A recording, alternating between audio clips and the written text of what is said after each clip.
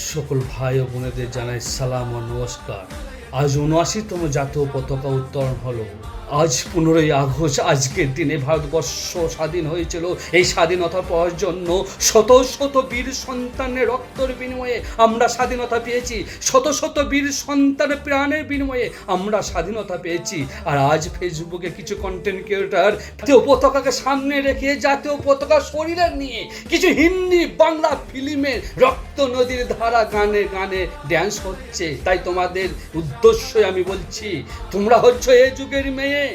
তোমরা শ্রীদেবী হতে পারো, কিন্তু শত চেষ্টা করলেও তোমরা কোনোদিন শ্রীমতী হতে পারবে না। তাই ভারতবর্ষ অগ্নিকন্যা, প্রীতিলতা, তেজস্বিনী, বীণা দাস, কল্পনা দত্ত, মাতঙ্গিনী হাজরা, তারা রাবির নিচে শাড়ি না পরে তোমাদের মতো পাছা না নাড়িয়েও ব্রিটিশ সরকারে ঘুম কেড়ে নিয়েছিল।